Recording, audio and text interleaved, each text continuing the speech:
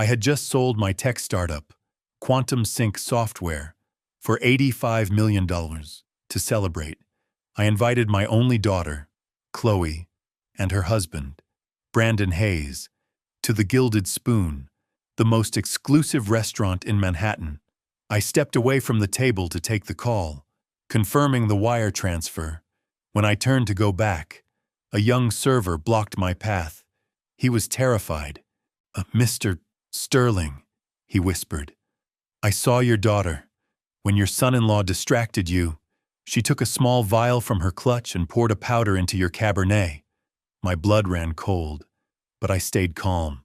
I walked back to the table, accidentally knocked over a water glass, and in the confusion, I switched my glass with Chloe's. 10 minutes later, her eyes rolled back in her head and she collapsed. Before I tell you exactly what happened in that restaurant, let me know in the comments where you're watching from and hit that like and subscribe button if you believe that sometimes the people closest to you are the ones you know the least. My name is Arthur Sterling. I'm 72 years old, and for the last 5 years I've been a widower. That $85 million wasn't just a number. It was the result of 45 years of my life starting in a shared co-working space in Austin, Texas, with 2 coders and a vision. Despite the success, I never changed. I still live in the same mid-century modern house in Scottsdale, Arizona, I bought with my late wife, Eleanor. I still drive a 9-year-old mid-range SUV. Eleanor, she was the smart one. She saw the world with a clarity I often lacked, and she never, not once, trusted Brandon. "He only sees your portfolio, Arthur," she'd warned me, her voice, gentle but firm. "He doesn't see Chloe. He sees a golden parachute." I'd always laugh it off. "He loves her, Eleanor. He's just a go-getter." How wrong I was. Eleanor's been gone for 5 years, and her words echo in my head every time I see him. Chloe and Brandon live a life I simply don't understand. They drive leased luxury EVs that cost more per month than my mortgage ever did. They talk about exclusive members-only apps I've never heard of and retreats in places I've only seen in travel blogs. Brandon has some vague fintech venture, but I'm a numbers man. I know he's drowning in debt. I've seen the collection notices mistakenly delivered to my house. My daughter, my Chloe, she changed after Eleanor died. She grew guarded, secretive, as if she were protecting him from me. But 8 months ago, when the news of the Quantum Sync software acquisition started leaking in the tech blogs, they were suddenly present. "Dad, let us help you with your files. You shouldn't be handling all this data alone. Dad, are you sure your crypto assets are set up correctly for the transition? Brandon knows a lot about this." I was so lonely, so desperate for the connection I'd lost, that I welcomed their sudden interest. I mistook their greed for affection. Tonight at the Gilded Spoon, that affection was suffocating. The restaurant was a palace of polished chrome and minimalist design. We were at the best table overlooking the Manhattan skyline. "Dad, you're a legend," Brandon said, raising his glass of $25 artisan water. "To you, the man who coded it all from scratch," Chloe chimed in, her smile blinding. "We're just so proud of you, Daddy." But their eyes weren't proud. They were ravenous. They were looking at me like I was a validated blockchain transaction. They were finally ready to liquidate. "So, Dad," Brandon said, leaning in with that familiar polished charm, "with the company officially sold, what happens to all that server infrastructure, the data transfer protocols, all those secure cloud storage solutions?" It was a strange question. I'm in software development. We manage sensitive, heavily encrypted client data. It's not like moving digital art NFTs. It's all part of the acquisition. "Brandon," I said slowly, "the new corporation takes over all digital assets. Why?" He just shrugged, taking a sip of his Pinot Noir. "Just curious. Seems like a waste of good data logistics." That's when my phone vibrated. The caller ID said Delaware Holdings. The final confirmation. I excused myself. I have to take this.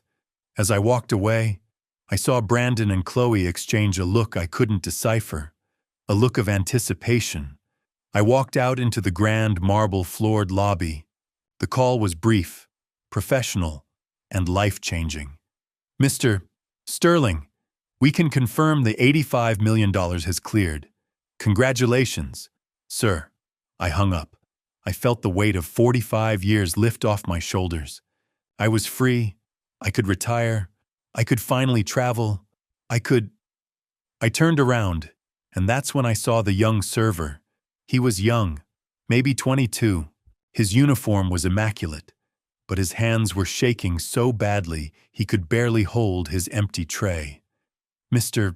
Sterling, he repeated, his voice, barely a whisper. My name is Liam. I'm sorry to bother you. Sir, I'm new here, but I have to tell you something. I am a man who has run a multi-million-dollar company. I have faced hostile takeovers, corporate espionage, and network breaches. I can read people. This kid wasn't lying. He was terrified. What is it, Liam? I asked, my voice quiet. Sir, I was refilling water at the service station right behind your table. Your son-in-law? He pointed to that large, abstract sculpture on the far wall. He asked your daughter a loud question about the artist. It was strange. It felt staged, like he was making sure you were looking away. My blood turned to ice. My breath caught in my throat. Go on, I said. The moment you both looked away.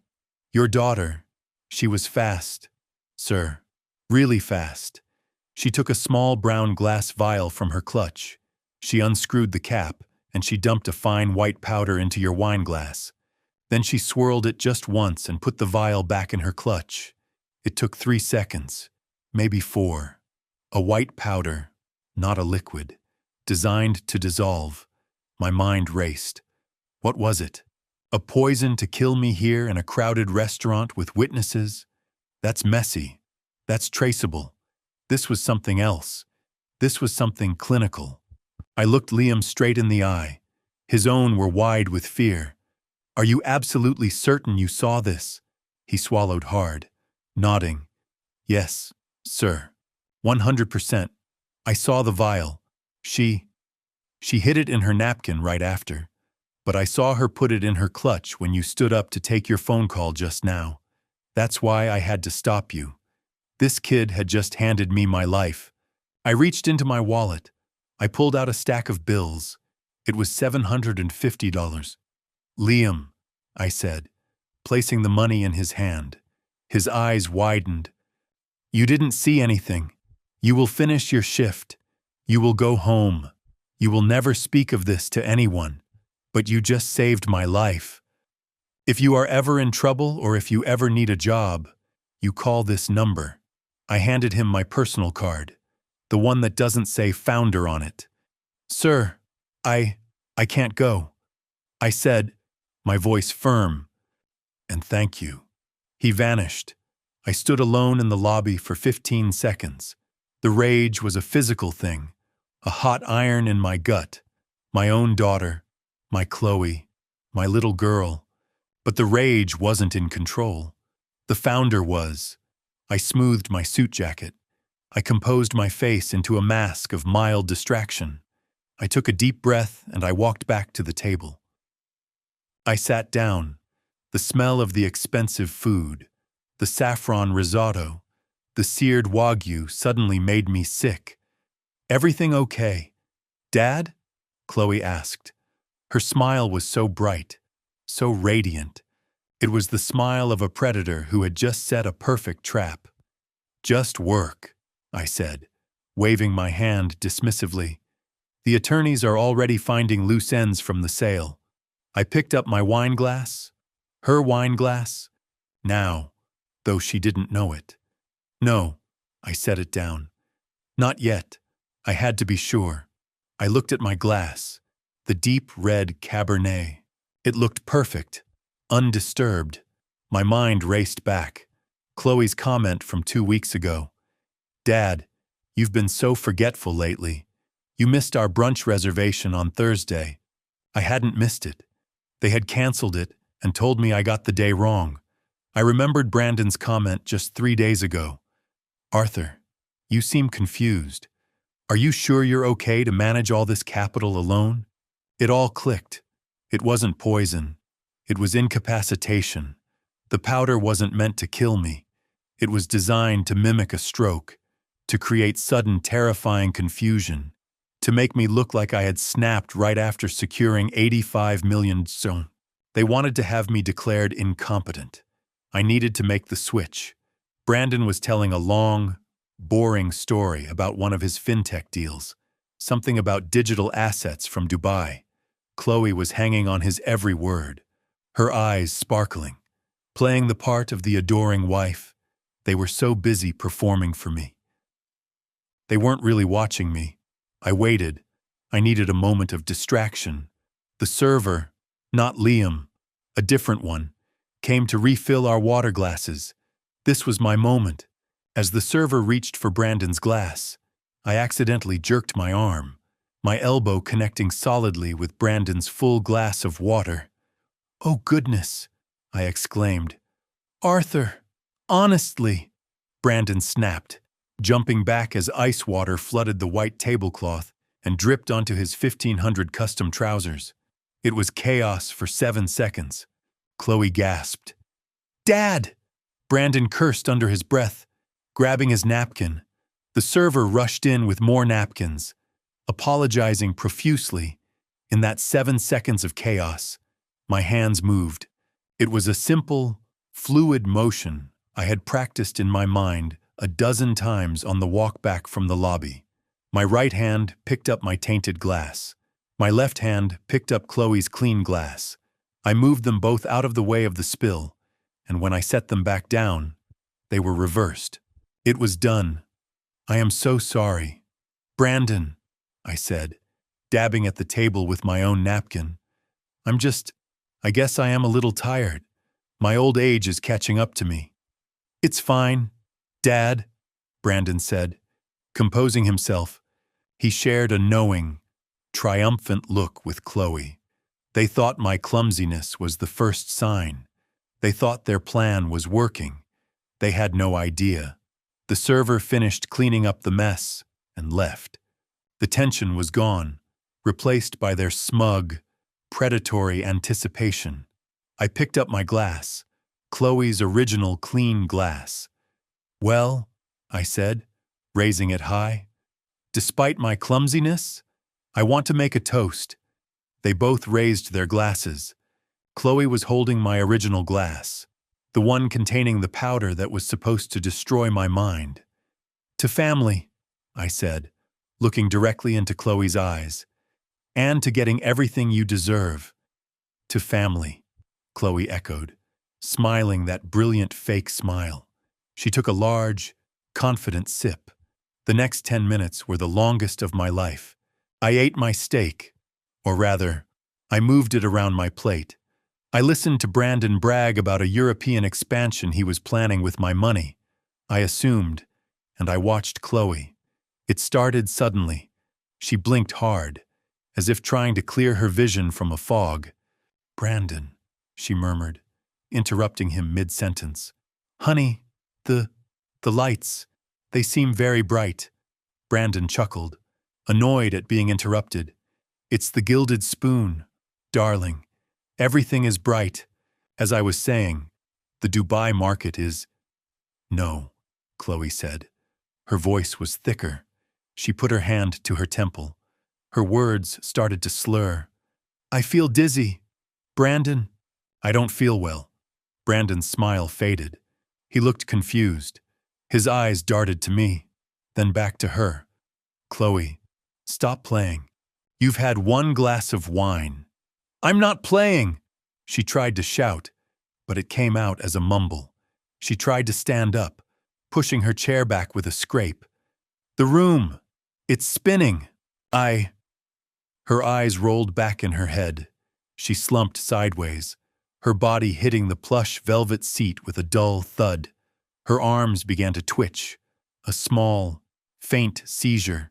Brandon stared, frozen in pure, unadulterated panic. I dropped my napkin and stood up, my face a mask of fatherly terror. "Oh my God! Chloe! Somebody call 911!" I let the silence hang for 5 full seconds. The entire restaurant, a room built on hushed tones and the clinking of expensive crystal, was now dead quiet. Every eye was on our table.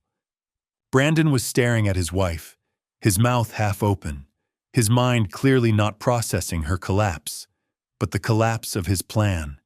He wasn't moving toward her. He wasn't crying out. He was frozen. That was my cue. I shoved my chair back, the heavy legs screaming against the polished marble floor. "My God! Chloe!"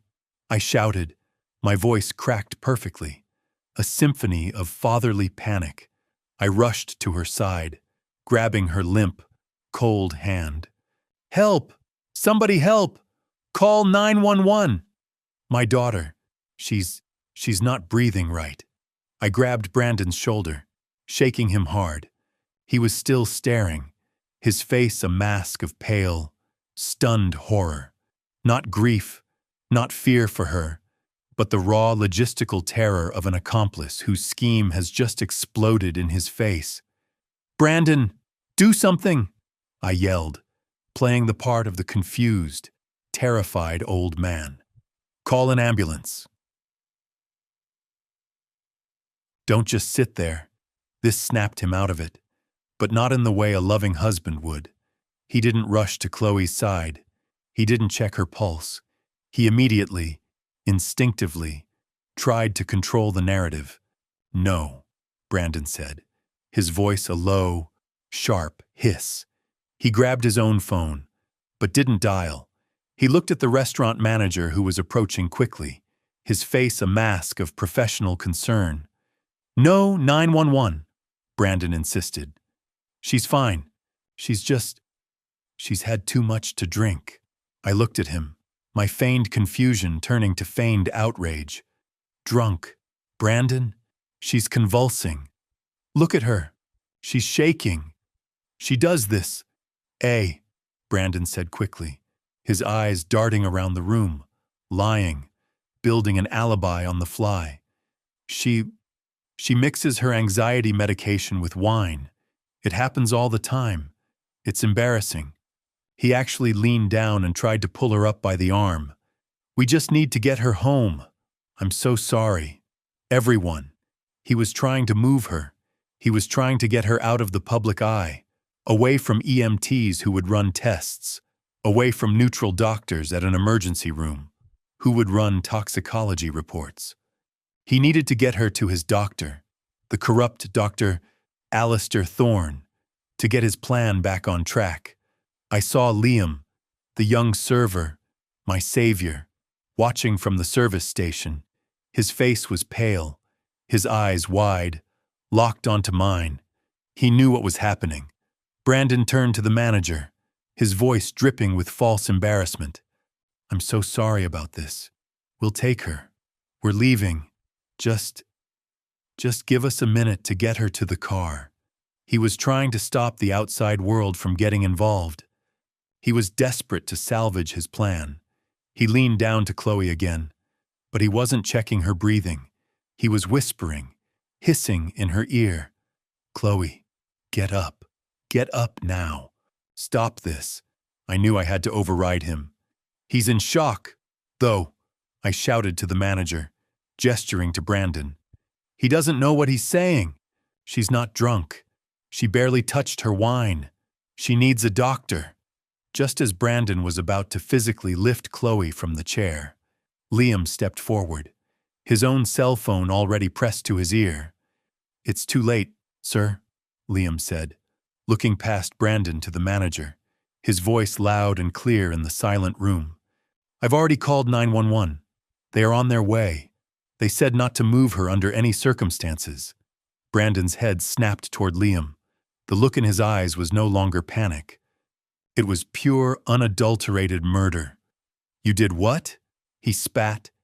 You little… I told you she was fine. You're fired. You have no idea what you've just done.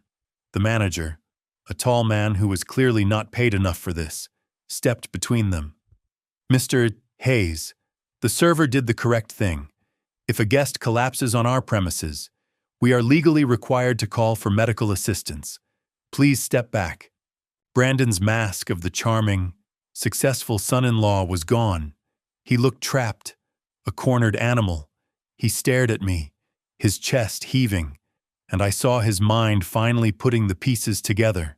The spilled water, the switched glasses, my sudden elderly clumsiness. He knew. He didn't know how I knew, but he knew I had done this. The wail of sirens cut through the night, growing closer, louder. The sound was a beautiful, terrible symphony. It was the sound of my plan working. It was the sound of justice arriving. The paramedics rushed in, pushing a gurney, their movements efficient and fast. They ignored Brandon's protests, brushing him aside. Sir, we need you to step back. Ma'am, can you hear me? What did she take? One of them asked, shining a light in her eyes. I don't know, Brandon yelled, trying to regain control. It's her medication. She mixes it. It's for anxiety. Which medication? Sir, we need a name. Brandon froze. Of course, he froze. He couldn't say the name of the antipsychotic drug without incriminating himself. I don't know the name. It's just for anxiety. She keeps it in her clutch. They loaded her onto the gurney. She was unconscious, her face pale and slack. For a second, I felt a genuine pang of pity. She was still my daughter, my Chloe, but she had made her choice the moment she uncapped that vial. The restaurant was silent. Every diner, every server, every busboy was watching. I followed the gurney out, hunched over, playing the part of the grieving, confused father. My baby. Oh God, is she going to be okay? I whimpered. We reached the ambulance doors. The paramedics were loading her in. I stood on the sidewalk under the flashing red and blue lights. That's when Brandon grabbed my arm. His grip wasn't that of a panicked son-in-law. It was steel. He pulled me aside just out of earshot of the paramedics, his body blocking me from their view. His voice was no longer panicked. It was a low, venomous whisper, the voice of the man Eleanor had warned me about for years. What did you do? He hissed, his face inches from mine, the smell of expensive wine and rage on his breath. I let the tears well up in my eyes. I let my body tremble. I looked him right in the eye. A broken old man. Me? I whispered, my heart hammering against my ribs. Son, what did she drink? The emergency room at Metropolitan General Hospital was a universe of controlled chaos. The lights were too bright, an assault on the eyes, and the air smelled of antiseptic bleach and burnt coffee. It was the smell of panic and routine all mixed together. Nurses moved like shadows, their voices calm and clipped, their faces impassive. They wheeled Chloe into Trauma Bay 5, and Brandon followed them, almost tripping over his own expensive shoes. His voice was a high-pitched whine that grated on my nerves. She's allergic to strawberries, he was shouting at the intake nurse. I think she ate some bad strawberries. That's all it is. It must have been the dessert. He was already building his false narrative, seeding the lie. I hung back, playing the part I had chosen. The shocked elderly father, confused by the noise, my hands clasped in front of me, just watching. A young doctor, maybe 35 years old, pushed through the curtain. Her scrubs were wrinkled and she carried the permanent exhaustion of an ER resident. But her eyes were sharp, intelligent, and focused. This was not the man they were expecting. This was not Dr. Alistair Thorne. This was a complication. Mr. Hayes, I'm Dr. Maya Singh, I need to know exactly what your wife took. Brandon, breathless, stuck to his script. It was an allergy. Strawberries. She's terribly allergic. Just give her an EpiPen. She'll be fine. She must have had a reaction. Dr. Singh ignored him. She shone a small, bright light into Chloe's unseeing eyes, one then the other. She lifted her arm. It dropped lifelessly to the gurney. She pinched the skin on her hand. Nothing. Mr. Hayes, Dr. Singh said, her voice flat, cutting through Brandon's manufactured panic. This is not anaphylaxis. Her airways are clear. There is no facial or laryngeal swelling. There's no rash. Her pupils are pinpoint. This is a severe overdose. I need to run a full toxicology screen. Brandon's practiced panic turned real. He physically moved to block the doctor from Chloe. No, I'm her husband. I refuse the tests. It's an allergy. You're wasting time. She just needs adrenaline. His voice was too loud now, bordering on hysterical. A nurse at the nearby station looked up, alarmed. I watched him. This was the performance of a guilty man, a man who knew exactly what was in her blood and was terrified of it being named. He wasn't trying to save his wife. He was trying to save his plan. Dr. Singh didn't flinch. She didn't raise her voice. She simply said, "Sir, your wife is presenting with severe neurological symptoms, including seizures and respiratory depression. If you continue to obstruct my ability to diagnose her, I will have security remove you from this trauma bay. Am I clear?" Brandon's face turned a shade of purple. He looked like he wanted to hit the doctor. He was trapped. His eyes darted around the room and landed on me, wide and screaming for help. "Dad! Tell him! Tell him she's fine. It's just an allergy." This was my moment. I stepped forward, letting my voice tremble. I practiced this tremble in the ambulance. I let the tears, which were very real, well in my eyes, though they were tears of rage, not grief.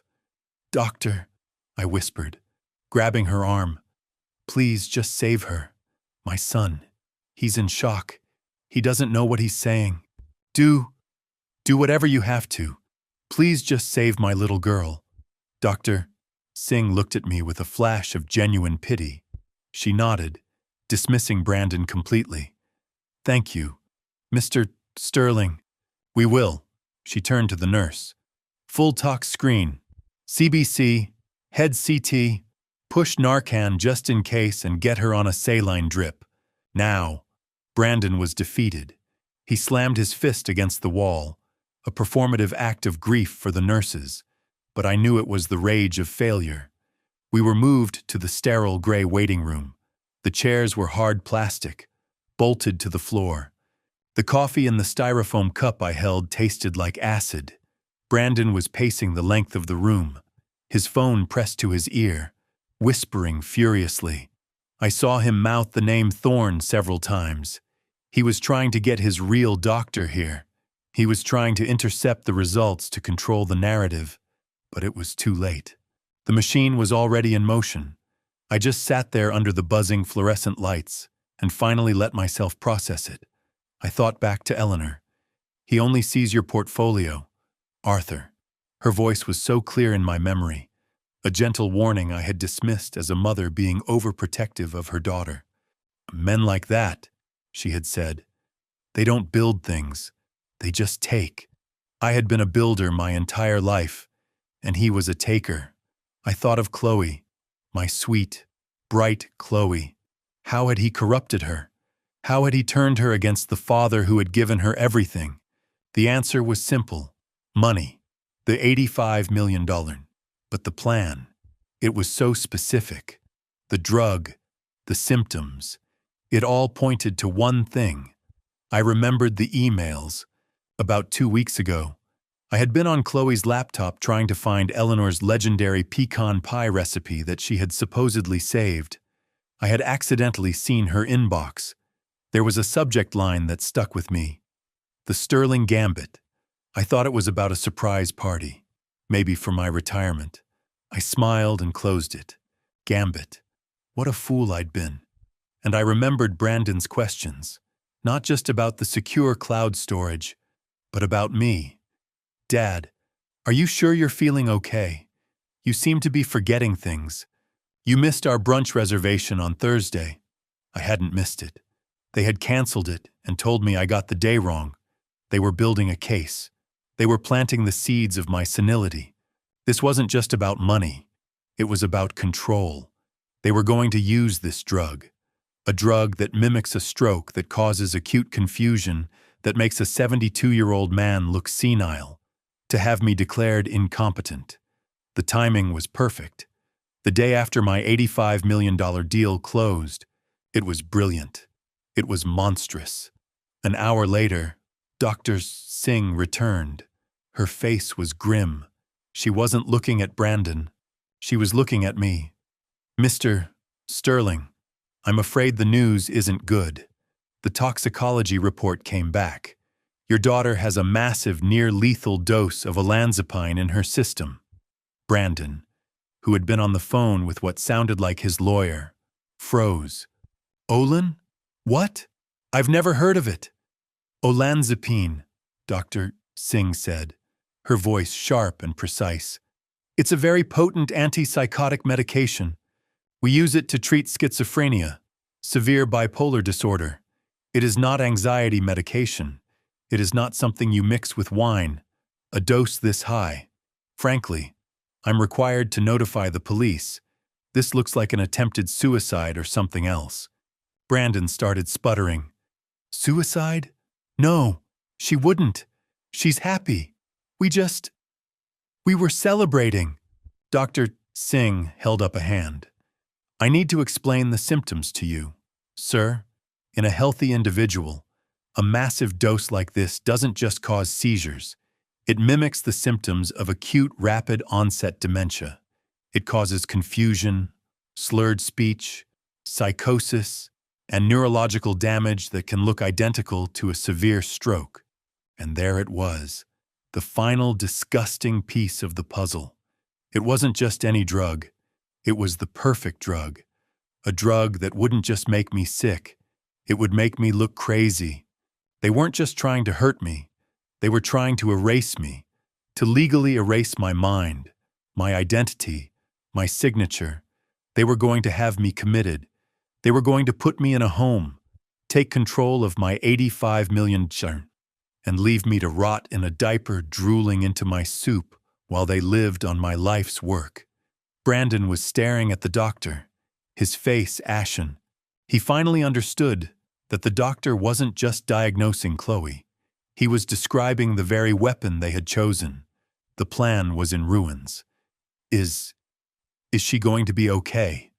Brandon stammered, his act as a loving husband returning. But it was too late. His voice was hollow. We're pumping her stomach and administering the antidote, Dr. Singh said coolly. She'll be very sick for a few days and she will be placed under a 72-hour psychiatric hold as is protocol. But yes, physically she should recover. Dr. Singh looked at me, her eyes full of pity. Mr. Sterling, I'm so sorry you had to see this. I'll give you two a moment. She left. The silence in the waiting room was heavy, broken only by the sound of Brandon's ragged breathing. He knew. He knew that I knew. He looked at me, his eyes no longer full of rage, but of a new dawning terror. And the war had just begun. Brandon's composure was a cheap suit, and it was ripping at the seams. He collapsed onto one of the hard plastic chairs in the waiting room, but he couldn't sit still. He was vibrating with a toxic energy. He was a cornered rat, and he was getting desperate. I knew my part to play. I slumped into a chair across from him, burying my face in my hands. I let my shoulders shake, mimicking the sobs of a broken old man. I was crying, but not for Chloe. I was crying for the daughter I had already lost, the one who had tried to chemically erase my mind. Dad! Brandon's voice was sharp, suspicious. Are you okay? I looked up, letting him see the tears I knew were staining my face. I just, I don't understand. Brandon, antipsychotics? Why? Why would she have that? Does my daughter have schizophrenia? Have you been hiding this from me? It was the perfect question. It gave him an escape route, a lie he could build on. He seized it. I didn't want to tell you like this. Dad, he said, his voice dropping into a fake, compassionate whisper. We've been struggling. She's been seeing a doctor. Dr. Thorne. She must have confused her bottles. She must have taken the wrong dose. Dr. Thorne. The first piece of the puzzle. I filed the name away. Oh, God, I whimpered. My poor girl. And Dr. Singh said, the police. Why the police? Brandon? He's an idiot. Brandon snapped, his mask slipping. He doesn't understand. He's just a resident. He's overreacting. I'll handle it. I'm calling Dr. Thorne right now. He'll come down here and straighten this all out. He'll explain. Yes, I said, my voice trembling. Yes, please, son, call him. I need some air. I think I'm going to be sick. I staggered to my feet, hunched over, and pushed my way through the double doors leading to the main corridor. I didn't go to the bathroom. I didn't go outside. I hid in a small alcove by the vending machines, just out of sight of the waiting room doors, but close enough to hear. Brandon must have thought I was gone. He burst out of the waiting room a second later, his phone already to his ear. He was pacing, his voice a venomous whisper that echoed in the sterile hallway. Thorne, it's me. The plan is a disaster. She drank it. Chloe drank it. He stopped listening, his free hand tearing at his hair. I don't know how the old man. He must have. I don't know. It doesn't matter. He's here acting all confused and broken. But Thorne, he's here. He's not the one who took the drug. Another pause. Brandon's face was contorted with rage. Yes, she's stable, but they ran a tox screen. They know it's olanzapine. They're talking about a psych hold. Police reports. This is falling apart. He was practically vibrating now. He slammed his fist against the cinder block wall. What do we do? The hearing is at 8:00 a.m. That's in 6 hours. How are we supposed to get a conservatorship over him? If he's the picture of health and she's the one in the psych ward? 8 a.m. The second piece of the puzzle. Dr. Thorne. An 8 a.m. hearing. No! Brandon suddenly yelled into the phone. No! You listen to me! You're in this just as deep as I am. Your gambling debts aren't my problem. You were paid to handle the medical side, so you handle it. You get down to this hospital. You tell them Dr. Singh is an idiot. You tell them you're her primary physician. You tell them she's unstable, that she's a suicide risk, that she's been stealing his medication. I don't care what you say.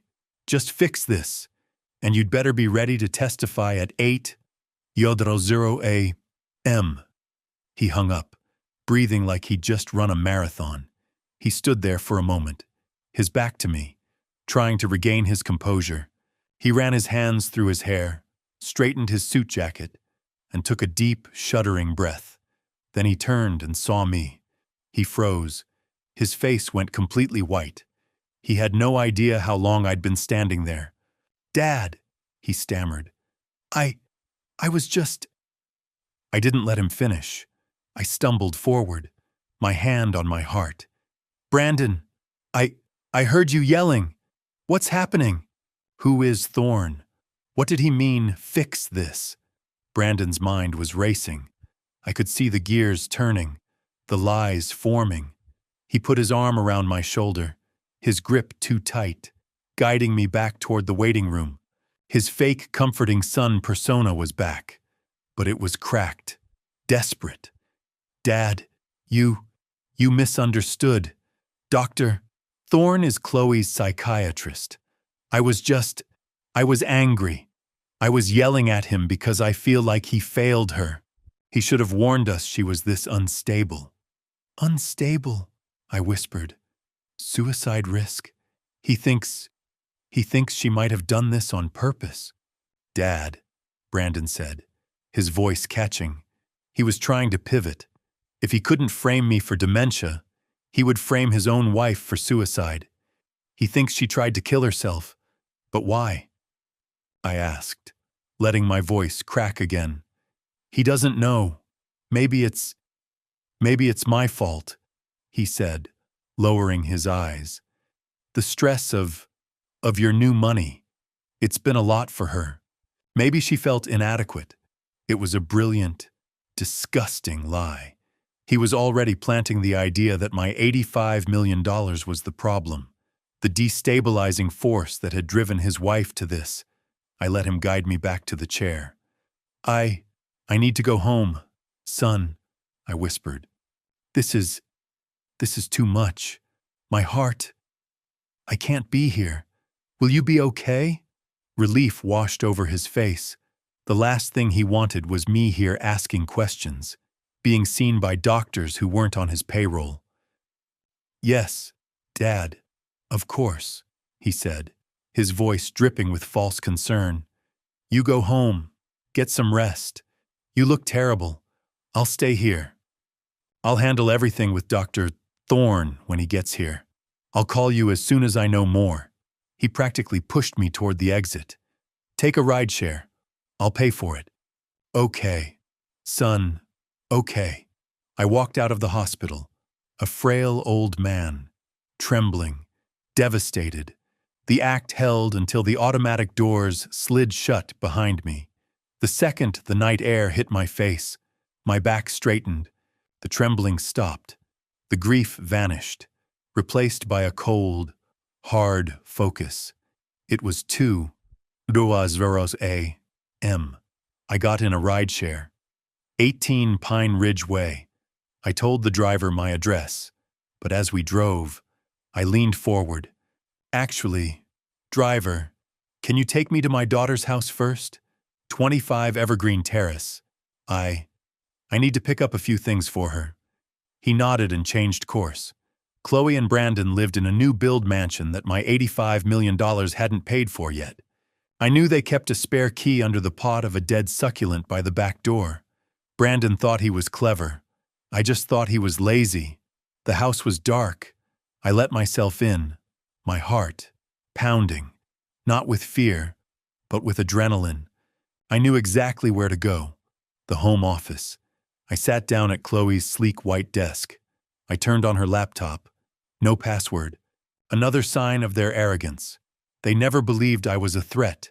I opened her email. It didn't take long. I didn't need to search for conspiracy.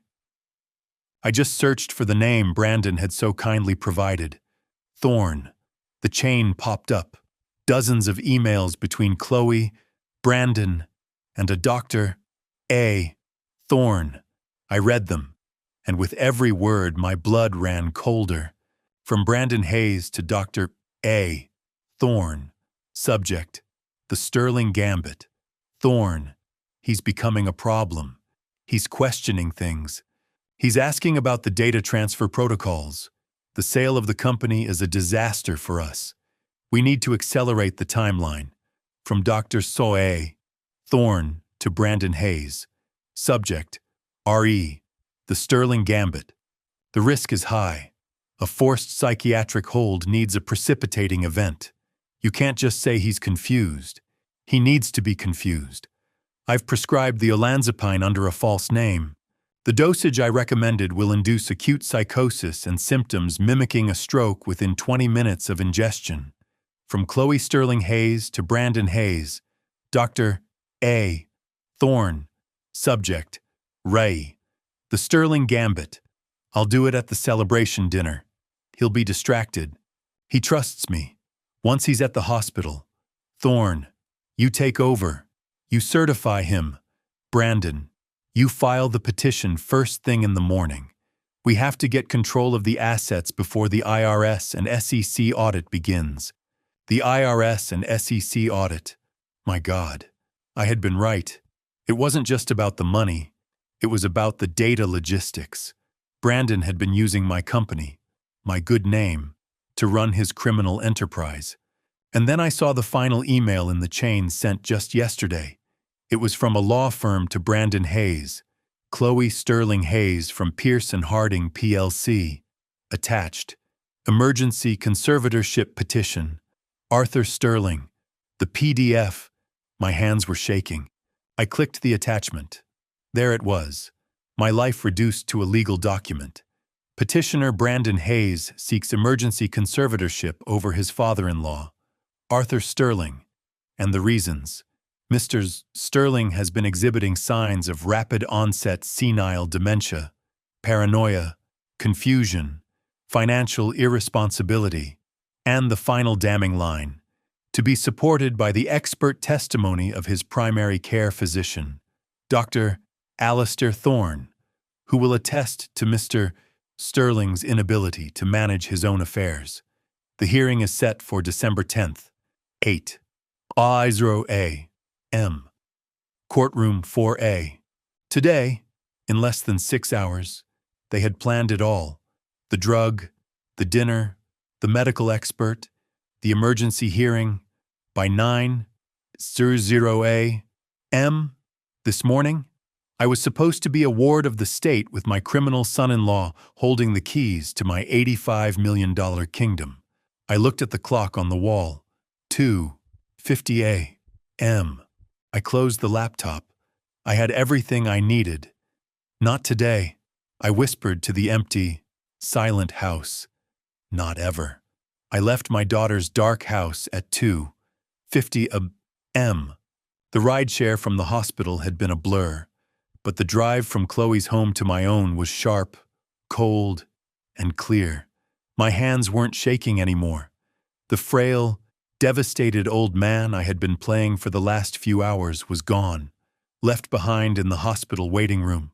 The man driving my SUV now was Arthur Sterling, the founder, the man who had built an $85 million company from nothing, the man who had faced down hostile takeovers and corporate spies, the man who was now, at 3 a.m, officially at war.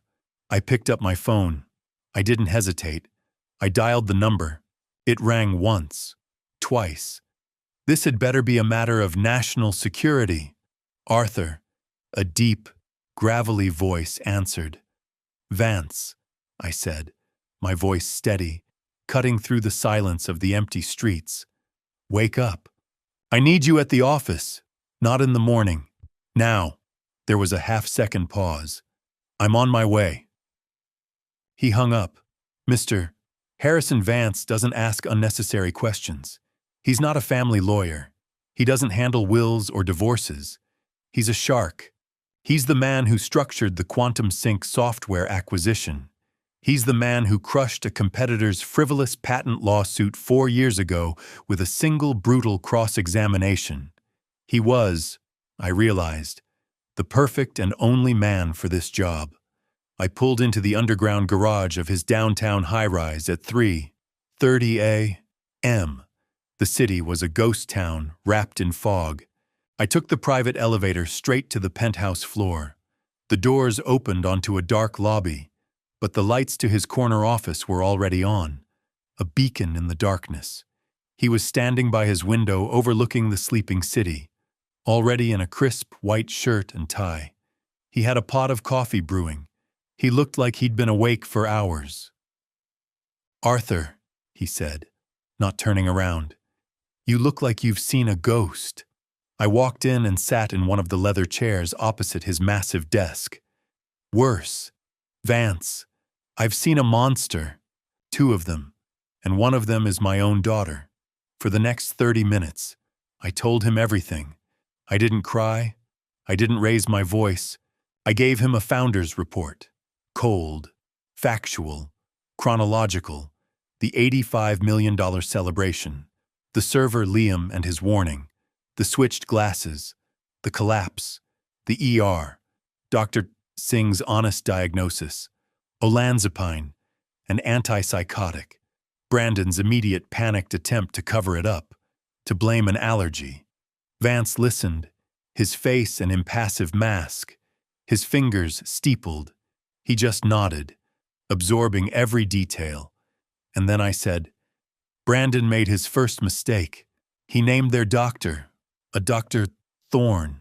He thought I was a grieving, confused old man, so he talked right in front of me. I repeated the phone call I'd overheard in the hospital corridor. Thorne, the plan is a disaster. She drank it. Chloe drank it. The hearing is at 8 a.m. You have to fix this. Vance's eyes narrowed. A hearing 8 a.m.? What hearing?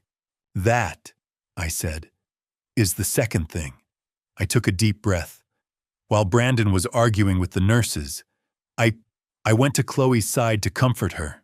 Her clutch was on the gurney. She was unconscious. I reached into my suit pocket.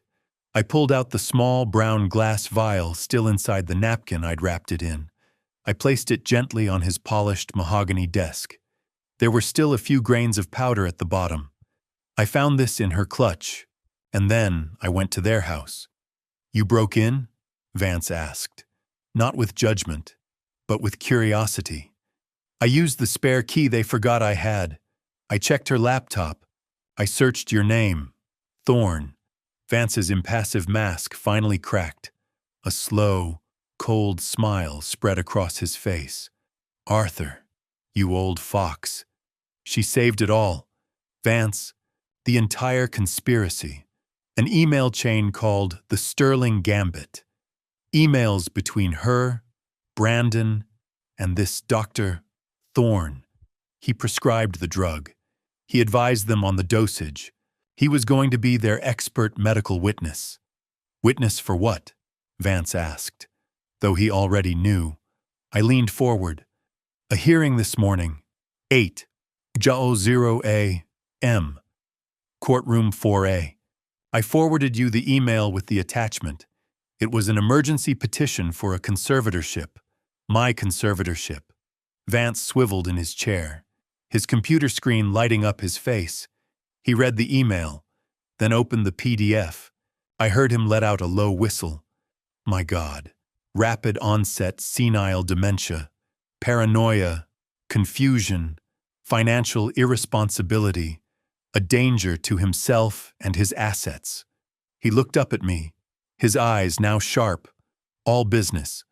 They were going to have you drugged, declared incompetent, and committed all in the space of 12 hours.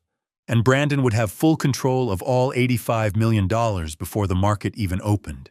He stood up. The shark was in the water. Arthur, we are going to destroy them, he said, his voice a low growl.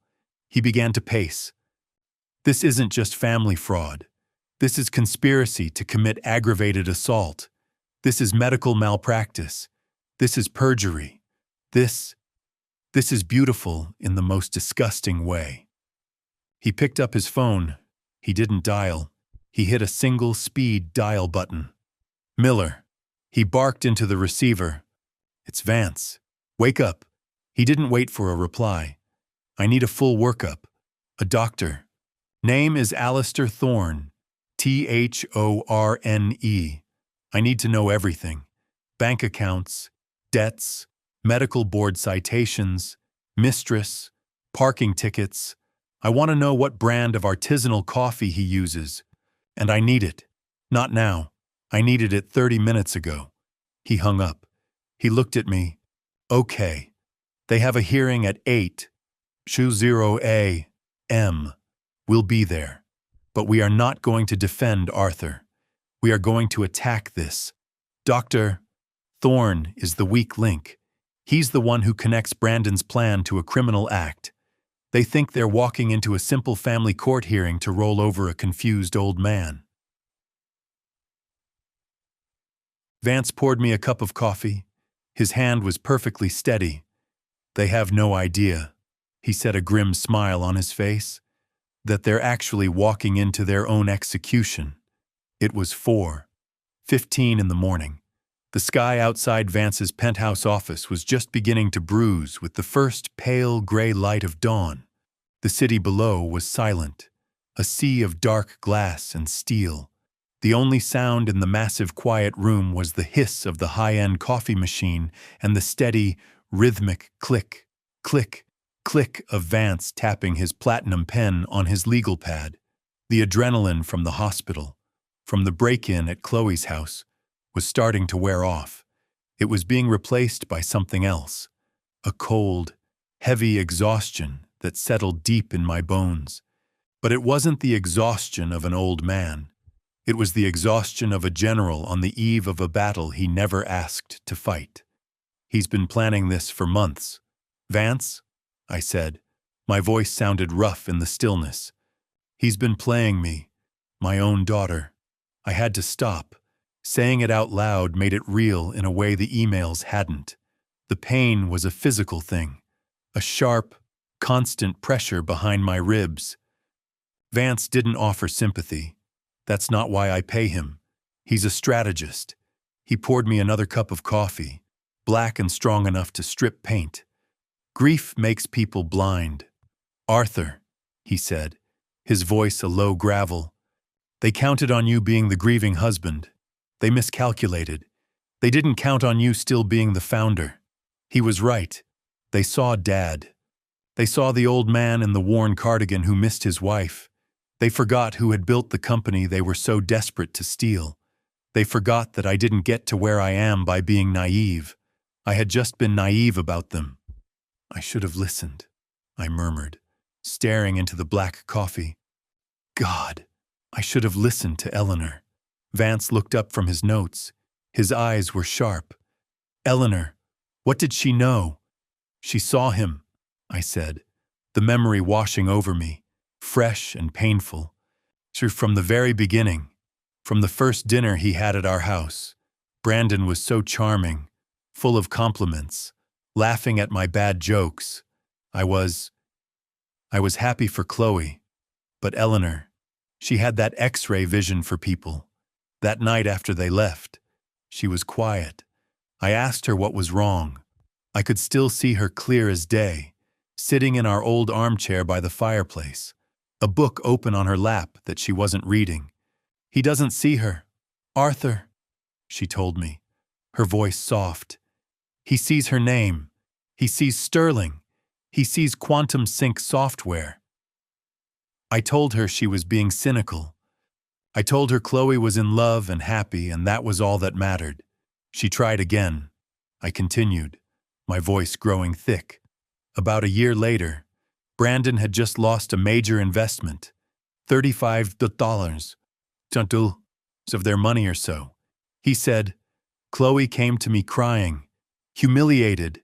Of course, I wrote the check. I thought I was helping my daughter. That night, Eleanor was furious. Not at me, at him. I looked at Vance, the shame of that memory hot on my face. She said, he's a taker. Arthur, he only looks at your portfolio. He's a parasite, and he's teaching our daughter how to be one, too. We had the biggest fight of our 45-year marriage. I accused her of being jealous of Chloe's happiness. I told her she was wrong. I closed my eyes. The coffee cup was warm in my hands. She never brought it up again. She knew. She saw this coming, and I was too blind, too proud to see it. She's been gone 5 years, and the first thing Brandon did after the funeral, after a respectful 2 weeks, was ask me to co-sign a loan for a new luxury SUV. And I did it, for Chloe's sake. And now this. Vance nodded slowly, absorbing the emotional data. Okay, so it started as simple greed, but this drugging you, an emergency court hearing, this is desperation. Arthur, $400,000 for the doctor is a massive lever. Brandon must be in his own hole, deep, deeper than just credit cards. And that's when the other piece clicked into place, the piece that had been bothering me for months. The data transfer protocols, I said almost to myself. Vance's head snapped up. What? Brandon, he's always asking about my data operations. My company, Quantum Sync Software. We manage highly controlled client data, proprietary algorithms, experimental AI models. They move through encrypted, audited cloud solutions. It's a logistics nightmare, heavily monitored by the NSA, the SEC, you name it. It's the most secure and most boring part of my business. And he was interested in it? Vance asked. Obsessed, I said. For the last 8 months, he's been asking, Dad, how secure are those encryption keys? Who handles your server authentication in Panama? Ever had a data packet just go missing? I thought it was just idle curiosity. I thought he was trying to sound smart to impress me, to show interest in my work. I looked at Vance, and I saw the realization dawning on his face at the same instant it dawned on mine. But what if it wasn't? I said, my voice dropping. How? What if he wasn't just asking? My company has a flawless 35-year data integrity record. What if he found a way? What if he was using my corporate routes, my clean, fast-tracked digital pipelines to move his own illicit data? Vance's eyes lit up with a terrifying, cold clarity. My God, Arthur, if he was piggybacking on your data transfers, the sale of the company wouldn't just be a payday for him. It would be a disaster. An $85 million acquisition by Global Data Solutions triggers a mandatory top-to-bottom federal compliance audit, a full deep dive audit of everything, including every single data transfer log for the last 5 years. The room suddenly felt ice cold. He wasn't trying to get the $85 million, I whispered, the full ugly truth finally landing. He was trying to stop the audit. He needed to get power of attorney. He needed to get control of the company before the sale finalized so he could bury the evidence of his own crimes. Before Vance could even respond, the private line on his desk buzzed. It was a harsh, slicing sound in the 5 a.m. stillness. He snatched it up. Miller, talk to me. He listened. His face, already grim, darkened. He scribbled a note. Where? How much? Are you sure? Good. Send it to my encrypted server right now. He hung up the phone. He looked at me. The final piece of the puzzle had just been slammed into place. It's worse than we thought, Vance said, his voice flat. Our private investigator just ran the financials on Dr. Thorne. He didn't just find debts. He found the source. Thorne's 420. $4 gambling debts to an offshore sports book. Vance paused, letting the weight of the next words land. And guess who the parent company of that offshore book is? I waited. A shell corporation based in the British Virgin Islands, RF Global Ventures. Brandon Hayes Global Ventures, I whispered. Brandon doesn't just owe Thorne money, Vance said, standing up and grabbing his briefcase. Brandon owns him. He's not a conspirator. He's a puppet. He checked his watch. 5:15 a.m. Let's go. Arthur. We have a hearing to attend. The phone on Vance's desk shattered the 5 a.m. silence. It was a harsh digital ring, an alarm signaling the next phase of the battle. We both stared at it. My caller ID showed Brandon's face, smiling, taken at a barbecue last summer, a lifetime ago. Vance just nodded once. Speaker, Arthur, and remember who you are. You're not a founder. You're a confused, terrified old man who just saw his daughter collapse. I took a breath. I picked up the phone. My hand was steady, but I made my voice tremble. Hello, Brandon. Dad. Oh, thank God. Where are you? I've been calling your cell, the house. I was about to call the police. Are you okay? His voice was a masterpiece of fake concern, a performance so slick it made my skin crawl. He was an artist of deceit. I don't know. I stammered, cupping my hand over the phone as if I were trying to hide my words from the world. I'm at a diner, a coffee shop. I couldn't be in the house. Brandon, not after last night. All of Eleanor's things. I needed to think. I heard him let out a long, slow sigh. It wasn't a sigh of relief that I was safe. It was the sigh of a predator who had just located his prey. He thought I was weak, broken, and wandering the streets in a daze. He thought he had me. Dad, I understand. I really do, he said, his voice dripping with false sympathy. But listen to me. I have some news. It's about Chloe. Chloe? I asked, my voice cracking. Is she worse? No. She's stable. She's resting. He paused, setting the hook. But I just spoke to her doctor, her real doctor, the specialist who's been treating her, Dr. Thorne. Thorne? I repeated as if trying to place the name. The man you were calling from the hospital? Yes, Dad, Brandon said, his voice smooth and reassuring. He's been treating her for this condition for months. He came to the hospital as soon as I called him. He reviewed her chart. He talked to Dr. Singh and I pushed. What did he say? Here it came. The second trap.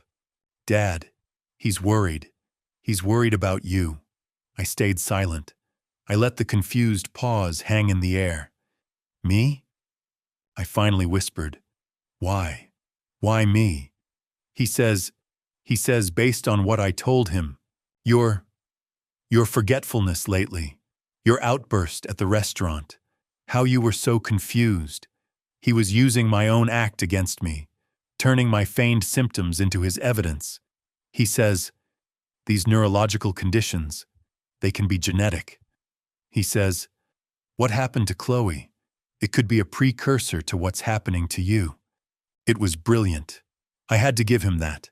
It was a disgusting, brilliant lie. He was building a bridge connecting his wife's suicide attempt directly to my senility with his paid-off doctor as the foundation. I don't understand, I said, my voice shaking. I feel fine. I'm just upset. Son, Dad, listen to me, Brandon said, his voice hardening, just a fraction, taking on an air of authority of a son forced to take charge. Dr. Thorne is a professional.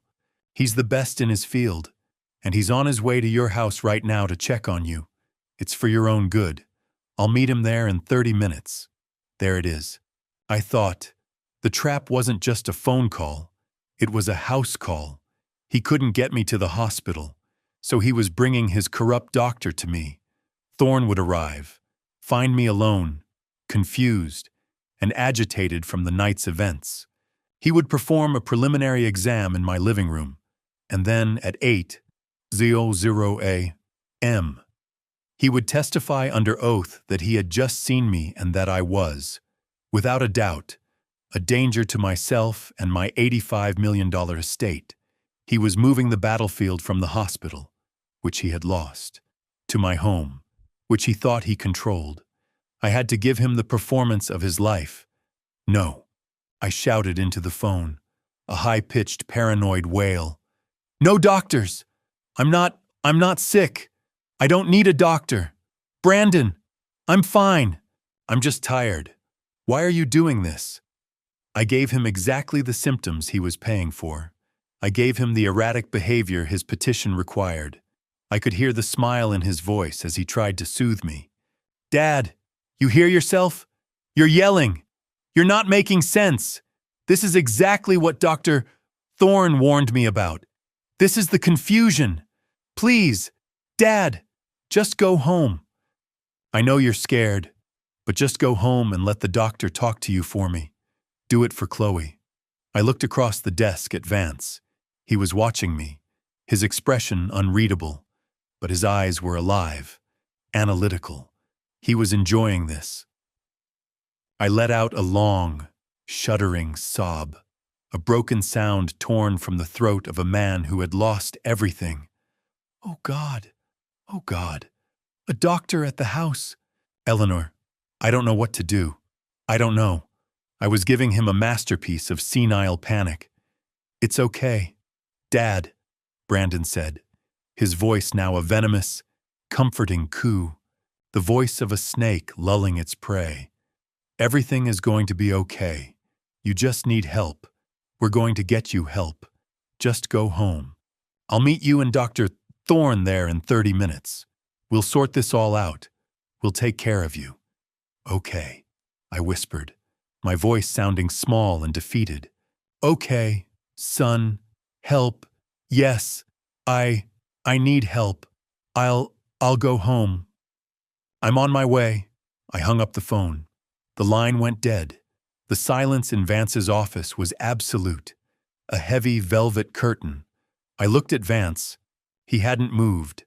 The cold, thin smile on his face was the only thing in the room that seemed alive. He's a good liar, I said. My voice was instantly back to normal. Cold, steady, and sharp. He's a desperate liar, Vance corrected, standing up and closing his briefcase with a heavy, final click. He just confirmed his entire plan. He's sending his star witness, the corrupt doctor, to your house to manufacture evidence for a hearing that he doesn't know we know about. Vance checked his platinum watch. 5:45 a.m. He thinks he has you trapped. Arthur, he thinks you're a scared old man running home to hide, about to be cornered in your own living room by his medical expert. I stood up and straightened my tie. The fatigue was gone. The adrenaline was back, clean and sharp as glass. So, what's our move? Vance picked up his briefcase. He walked to the door and held it open for me, the lights of the empty hallway gleaming on the marble floor. A good trap, Vance said, his smile all teeth. Let them go to your house. Let them wait. Let Dr. Thorne ring the doorbell of an empty home for the next hour, wondering where his confused patient is. Let them panic. And where will we be? I asked, walking past him into the hall. Vance's voice echoed in the empty corridor as we walked toward the elevator. Arthur, we have a hearing to attend. Courtroom 4A, 8:00 a.m. sharp. And we, he said, pressing the elevator button, are going to be early, 7:45 a.m. The fluorescent lights of the Manhattan Civil Courthouse hallway hummed, casting a sick, greenish glow on the cheap linoleum floors. The air smelled of stale coffee and old floor wax. This wasn't my world. My world was boardroom negotiations and international tech contracts. This was a place of petty squabbles and family betrayals. It felt dirty. Mr. Vance and I stood at the end of the hall, just watching the door to courtroom 4A. We were early. They were earlier. Through the small wire mesh window in the door, I could see them, my family, my executioners. Brandon was pacing. He was wearing his best suit, a dark charcoal wool that I probably paid for. But he looked like hell. His eyes were bloodshot, his skin pale and clammy. The stress and adrenaline from the night's disaster were rolling off him in waves. He was a man who had gambled everything and was desperate to see the final card.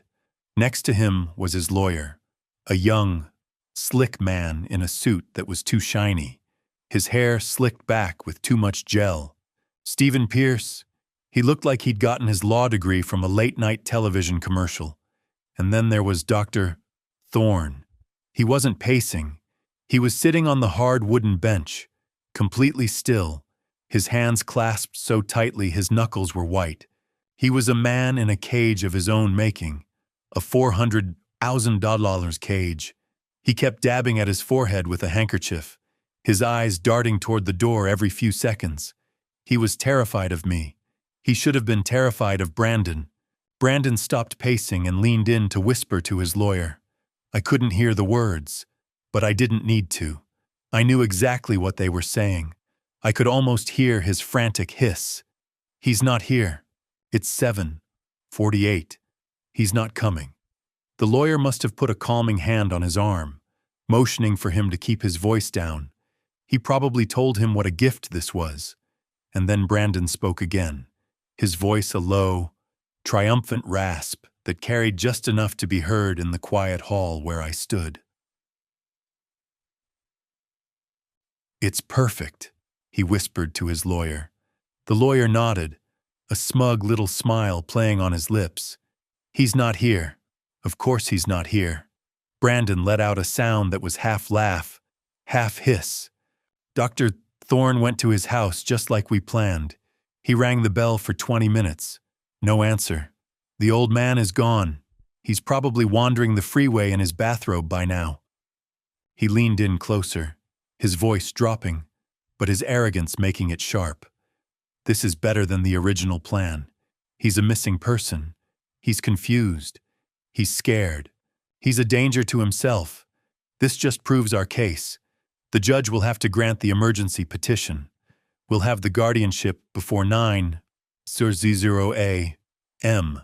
I felt Vance's hand on my shoulder, a silent, heavy pressure.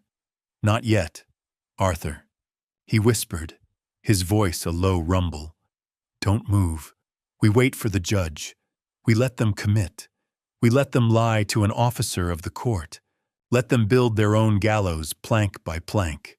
My rage was a cold, hard stone in my chest. I wanted to burst through that door. I wanted to see the look on my son-in-law's face. I wanted to grab him by his expensive, choking tie and ask him how he dared to destroy my family. But Vance was right. This wasn't an emotional outburst. This was a corporate takedown. And timing was everything. We heard the bailiff's voice from inside. "All rise." The Honorable Judge Evelyn Carter presiding. The clock on the wall read 7:59 a.m. Vance straightened his tie. He looked at me, and his eyes were not the eyes of a lawyer.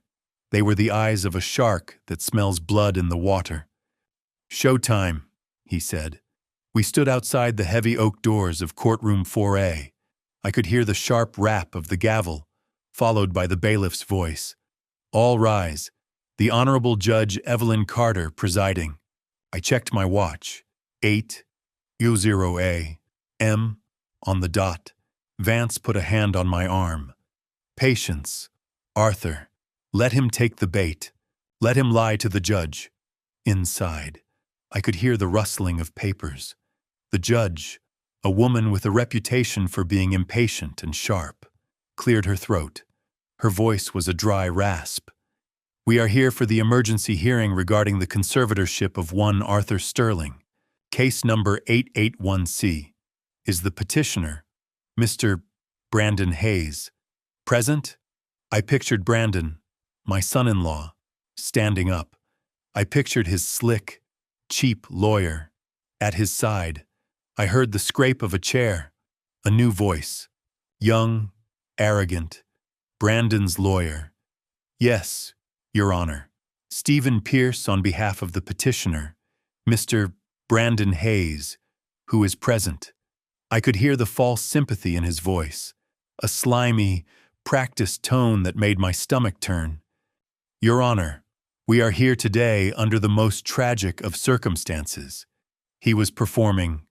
My client, Mr. Hayes, and his wife Chloe, Mr. Sterling's daughter, have been desperately trying to manage what can only be described as a catastrophic and rapid mental decline in Mr. Sterling." I closed my eyes. Catastrophic, rapid, the key words from their email. "We had hoped to manage this privately, Your Honor," Pierce continued, his voice dripping with fake sorrow. "But last night, a terrible incident occurred. Mr. Sterling, in a fit of severe paranoia and confusion, violently attacked his own daughter at a public restaurant." I heard a gasp from someone in the small gallery, probably a clerk. "He caused a massive scene," Pierce said. his voice rising. And then he fled. Fled, Mr. Pierce? The judge asked, her voice sharp. He fled, Your Honor. He is, as of this moment, missing. Brandon's lawyer was playing it perfectly. He was painting me as a violent, senile old man, a danger to himself and others. My client, Mr. Hayes, is beside himself with worry. He and his wife's primary physician, Dr.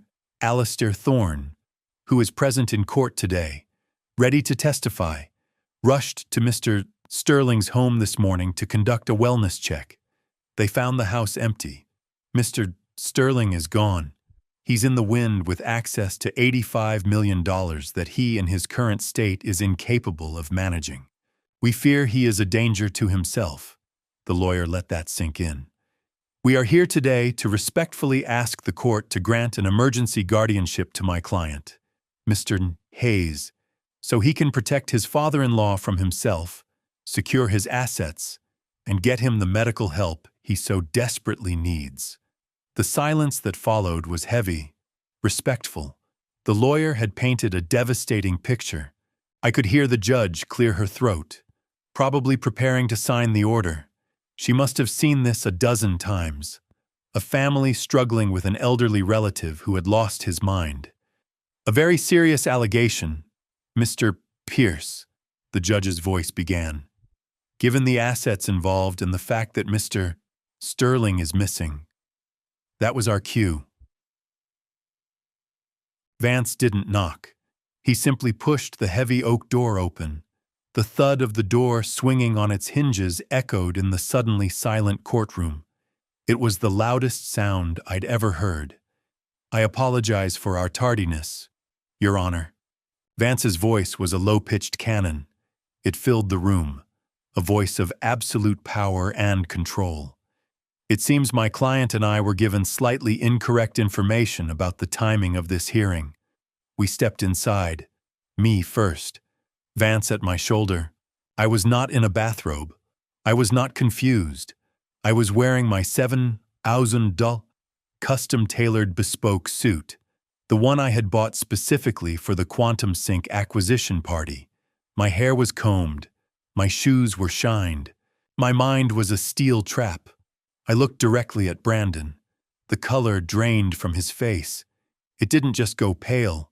It went a waxy, translucent white, the color of old candle wax.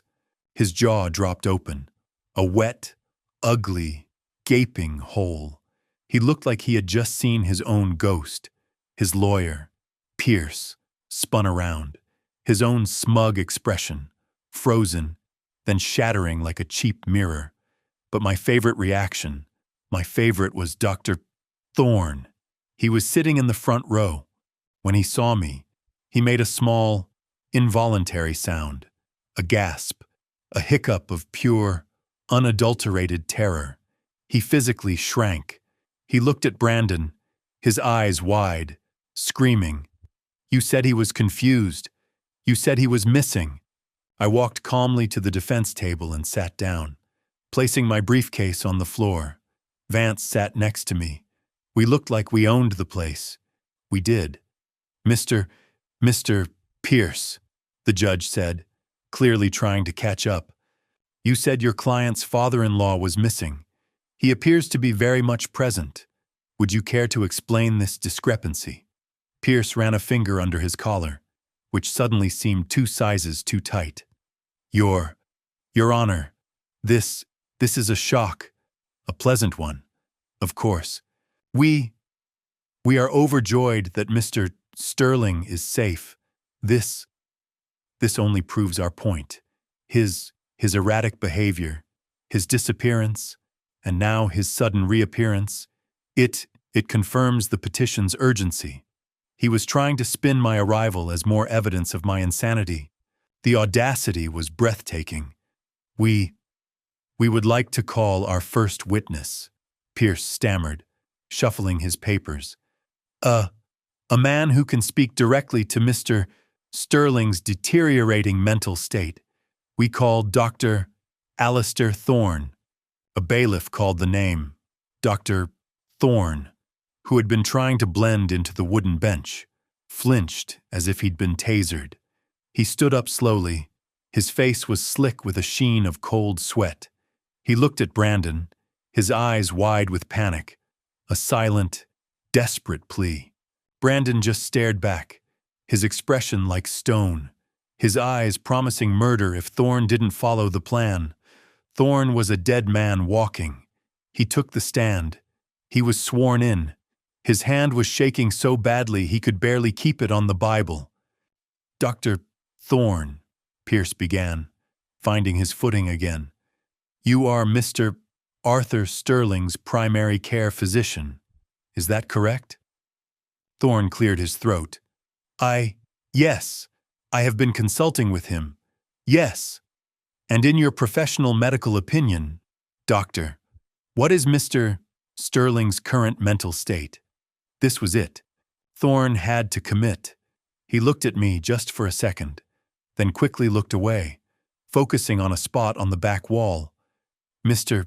Sterling, Arthur, he is in a state of severe decline," Thorne said, his voice a practiced monotone. "He is exhibiting classic signs of rapid onset dementia, paranoia, severe memory loss, agitation. He is deeply confused. In your opinion, is he capable of managing his own affairs?" "Absolutely not," Thorne said, the lie coming easier now. "He is a danger to himself. He is incapable of understanding complex financial matters like, say, the $85 million sale of a company. He would be highly susceptible to outside influence." "Thank you, doctor. No further." "Just a moment." Mr. Dietz Vance's voice cut through the room like a steel blade. He stood up not with aggression but with a kind of lethal, polite curiosity. "I have a few questions for the doctor, Your Honor." Judge Carter nodded. "Counselor." Vance walked toward the witness stand. He was smiling. It was the most terrifying smile I had ever seen. "Dr. Thorne, good morning. Harrison Vance, counsel for Mr. Sterling. You've painted a very grim picture. You say you are Mr. Sterling's primary care physician." Yes, I have been overseeing his case." "I see. That's fascinating," Vance said, pulling out a small file. "Because I have Mr. Sterling's complete medical history right here going back 25 years. His actual primary care physician, a Dr. Omar Hassan, has been seeing him for 2 decades, and his last physical 6 months ago declared him to be in perfect health for a man his age. Your name, Dr. Thorne, doesn't appear, not once. So, let me rephrase. When did you begin overseeing his case?" Thorne was cornered. It was a private consultation at his son-in-law's request. Mr. Hayes was concerned." "Ah, Mr. Hayes was concerned. I see.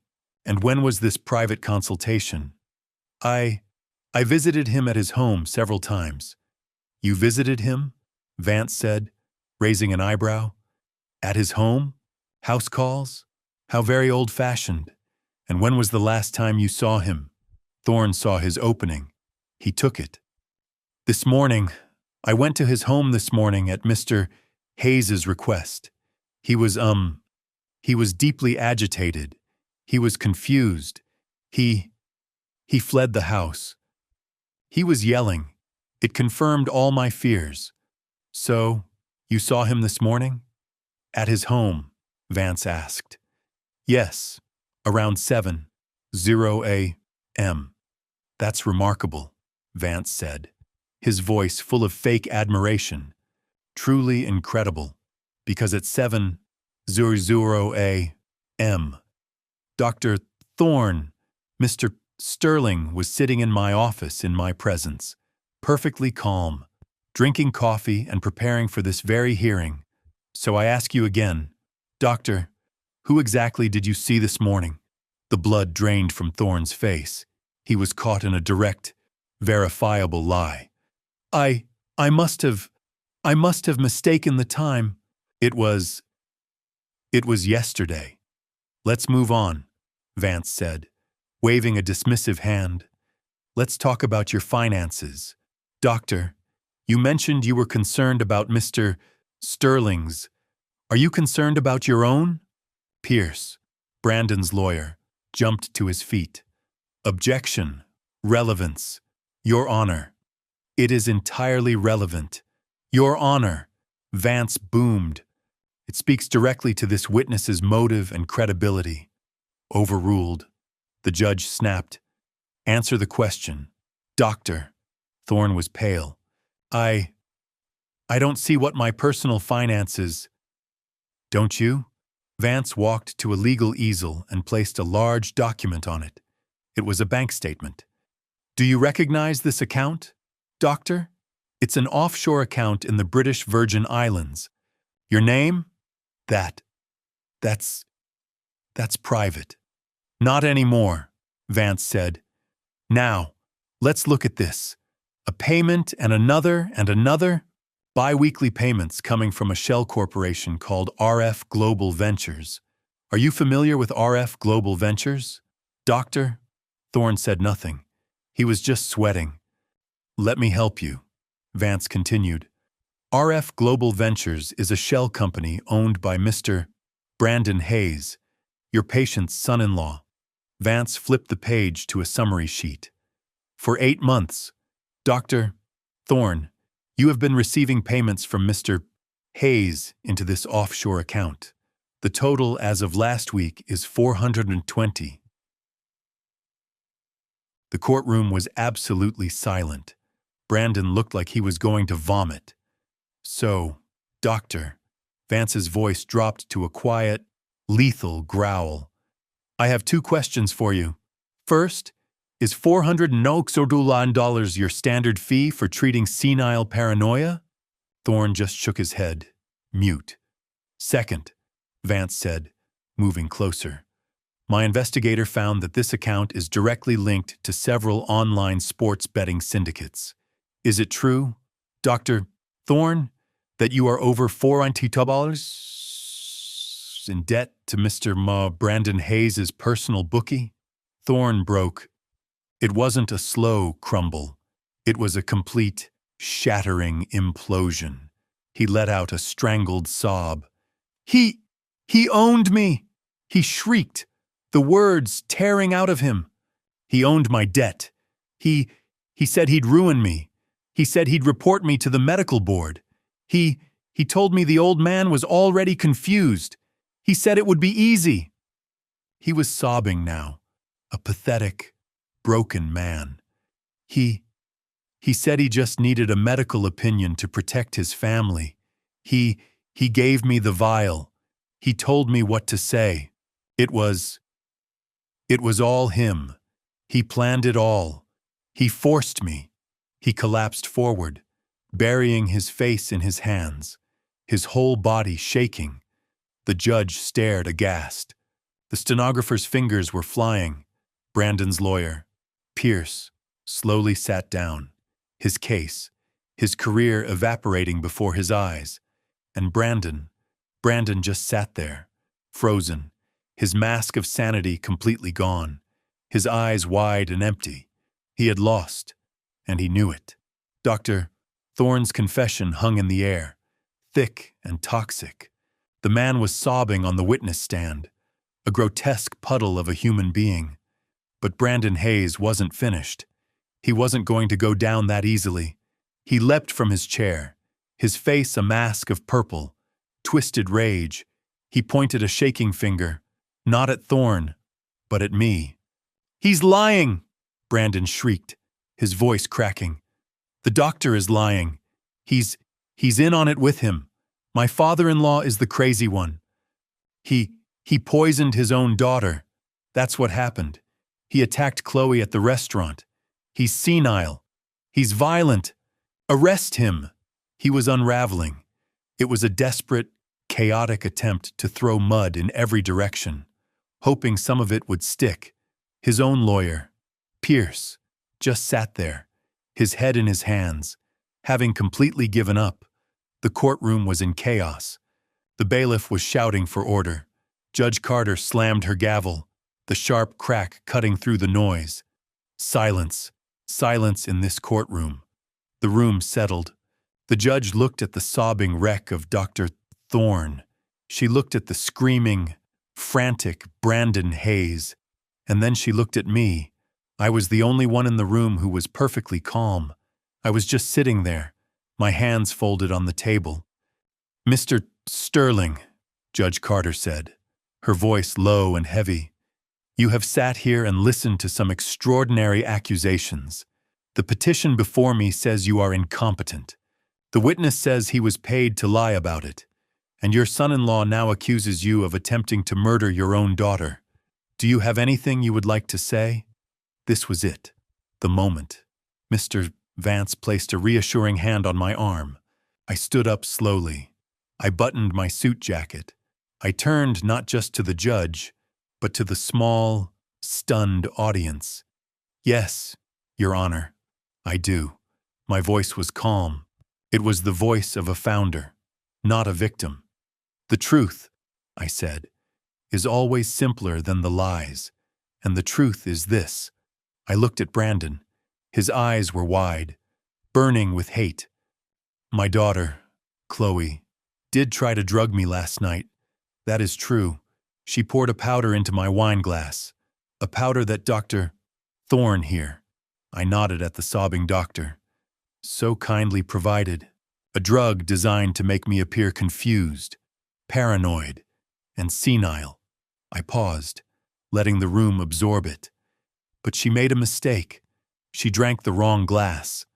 A collective gasp went up from the gallery. Judge Carter's eyes widened.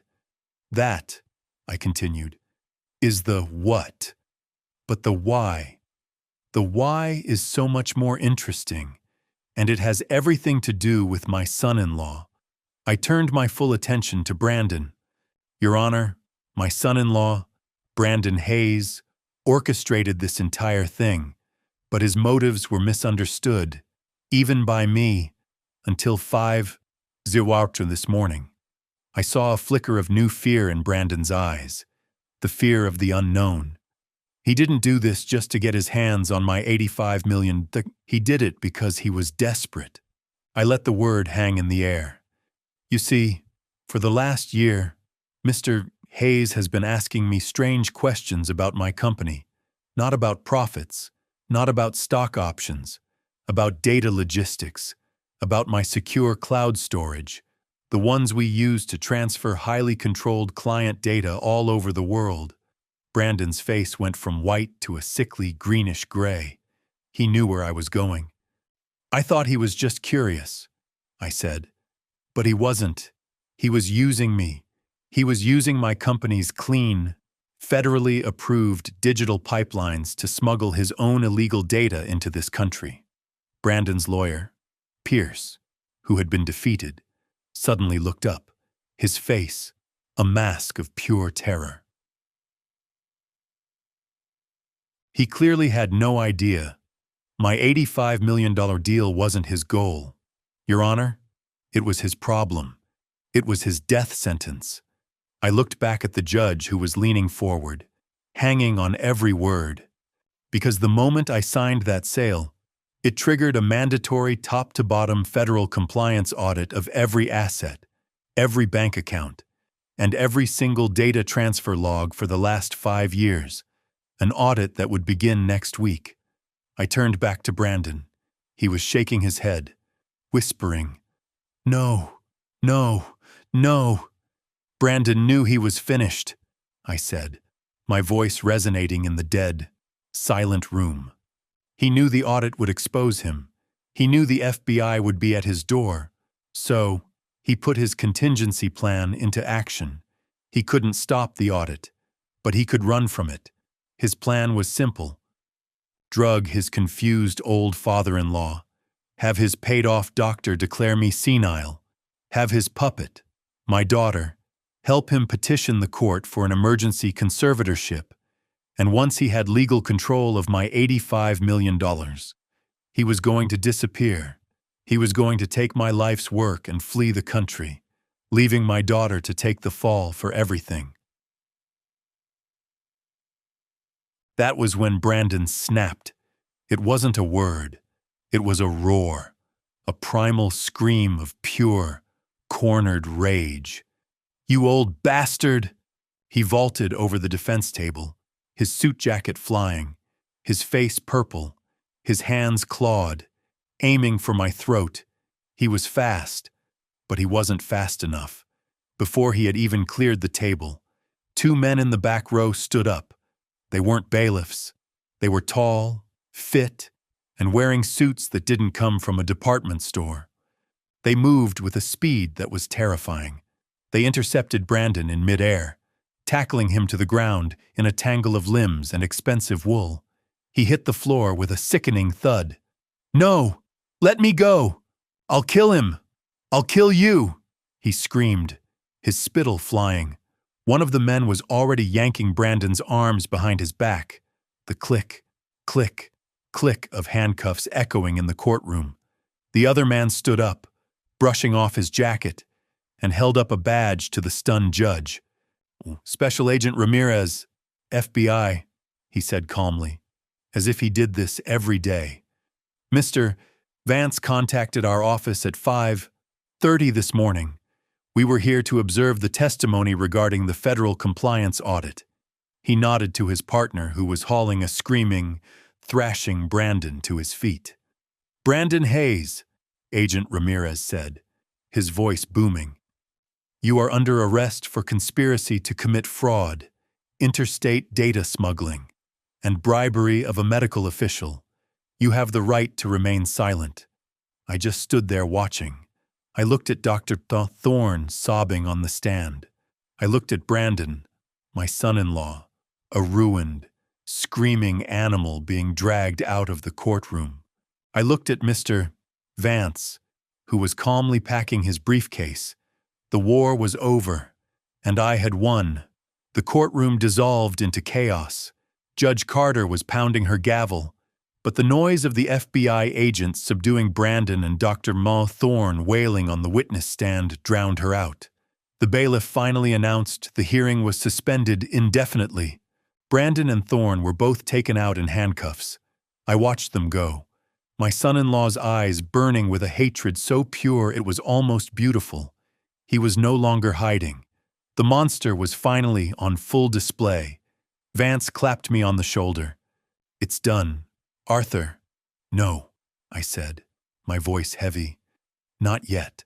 There's one last thing." I didn't wait for him. I walked out of the courthouse, past the stunned reporters who were already shouting my name, and got into the back of my car. I told my driver to take me to Metropolitan General Hospital. The emergency room chaos had subsided. Now Chloe was in a private room on the 4th floor, the psychiatric ward. A bored-looking police officer sat outside her door. He recognized me from the news, which was already exploding on every TV in the lobby, and he nodded, letting me pass. I pushed the door open. She was sitting up in the hospital bed, bathed in the harsh afternoon light. The IV was still taped to her arm. Her face was pale and blotchy, her hair a tangled mess. She wasn't my bright, vibrant Chloe. She was a hollowed-out shell. The television in the corner of her room was on, the volume low. A local news anchor was speaking urgently. Being led out of the courthouse in handcuffs, Brandon Hayes, son-in-law of billionaire tech visionary Arthur Sterling, has been arrested on federal data smuggling and fraud charges. They were showing the footage, the video of Brandon tackling me, of the FBI agents taking him down. Chloe was watching, her whole body shaking, silent tears streaming down her face, creating dark, wet patches on the thin hospital gown. She looked up as I entered. Her eyes were wide, not with guilt, but with the terror of being caught. "Dad," she whispered, her voice a broken croak. "Dad, what? What happened? I just woke up. I saw this on the news. Brandon, what did they do to him?" She was lying.